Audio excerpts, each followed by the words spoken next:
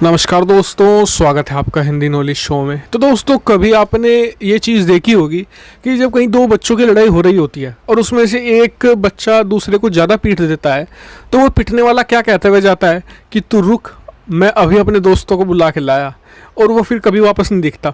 यही बात हो रही है चीन के साथ। भाई, पिटाई चीन की 15 तारीख को ज़बरदस्त वाली हुई है। उसका बात का अंदाज़ा अब लग रहा है। कैसे? चीनी मीडिया ने भारत को धमकी दी है कि आप हमें अकेला ना समझे, हमारे साथ नेपाल भी है और पाकिस्तान भी है। चलो, पाकिस्तान को तो जोड़ लिया, लेकिन नेपाल यार, मतलब कि आप कहते हो कि हमारे पास दुनिया की सबसे ताकतवर सेना में से एक है, एशिया में हमारे टक्कर का कोई नहीं है, और आप नेपाल को जोड़ रहे हो। चलो कोई नहीं, फिर भी हमारा काम है एनालिसिस करना। हम एनालिसिस करेंगे कि क्या भारत को कितना नुकसान हो सकता है कि अगर मान लीजिए युद्ध होता है भारत चीन का, उसमें पाकिस्तान और नेपाल क्या सच में आएंगे।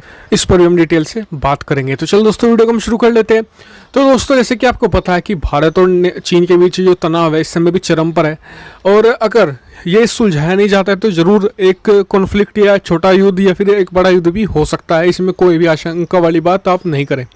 तो ऐसे में चीन की तरफ से चीनी मीडिया ने अपनी पोल खुद खोल ली है। जी हाँ, उन्हें पता लग गया है कि उन्हें कितना भारी डैमेज हुआ है, और उन्हें ये भी पता लग गया है कि माउंटेन में भारत के खिलाफ लड़ ही नहीं पाएंगे, बिल्कुल नहीं लड़ पाएंगे। उन्हें अपनी कमजोरियों का अंदाजा हो गया कि निहत्थे भारतीय सैनिकों ने किस तरीके से उन बच्चों की बैंड बजा दी। जी हाँ, चीनी सैनिक बच्चे ही हैं, मैं तो आज से उन्हें बच्चा ही कहना शुरू करूँगा।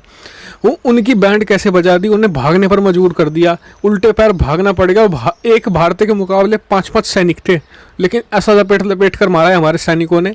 तो अब बात कर लेते हैं कि जो चीन बात कर रहा है, जो फेंक रहा है लंबी लंबी कि हमारे साथ पाकिस्तान भी है, नेपाल भी, कितना है। पहले नेपाल की बात कर लेते हैं। तो रही बात नेपाल की, तो क्या आपको सच में लगता है नेपाल आएगा, और नेपाल के आने से क्या इम्पैक्ट भी होगा? देखिए, पहली बात तो नेपाल बिल्कुल नहीं आने वाला। इसका उदाहरण ये है कि हाल ही में, अब से कुछ 4 दिन पहले, नेपाल के प्रधानमंत्री ने कहा अपने सेना प्रमुख को, जो नेपाल के सेना प्रमुख को, कि आप भारत के खिलाफ बयान दीजिए, क्योंकि भारतीय सेना प्रमुख भी जो जनरल नरवणे हैं वो हमारे खिलाफ बयान दे रहे हैं। तो जो नेपाल के जो मतलब कि सेनाध्यक्ष है, उन्होंने साफ कह दिया कि देखिए, हम कभी भी राजनीति में नहीं बढ़ते, और दूसरी बात, भारत के खिलाफ हम कोई भी बयान नहीं देने वाले। समझ सकते हैं कि जो नेपाली सरकार में ही खोट है, नेपाल के लोगों या नेपाल की सेना में कोई भी खोट नहीं है। बात कर लेते हैं पाकिस्तान की। तो पाकिस्तान के लिए तो भारत ने एक ट्रम्प कार्ड पहले ही रख रखा है, जो भारत ने 1962 में भी चला था। कैसे? 1962 में भी भारत पर दोहरा हमले की तैयारी थी। इधर से चीनी हमला कर रहे थे, उधर से पाकिस्तान भारत पर हमला करने की कोशिश कर रहा था, लेकिन भारत ने अपना ट्रम्प कार्ड चला था उस दौरान, जिससे कि पाकिस्तान भारत पर कुछ भी नहीं हमला कर पाया था। वो था अमेरिका। उस समय भारत ने अमेरिका को कहा था कि आप पाकिस्तान को रोकिए, और अमेरिका ने रोका था। और आज तो भारत के और अमेरिका के रिश्ते आप समझ सकते हैं किस लेवल के आज भारत अमेरिका एलाय हैं। तो ये तो बिल्कुल दूर की बात है। और मैंने सुना है अफगानिस्तान वाले जो बेस अमेरिका का, वहाँ पर भी कुछ हथियारों की तैनाती ज़्यादा हुई है। समझ सकते हैं आप।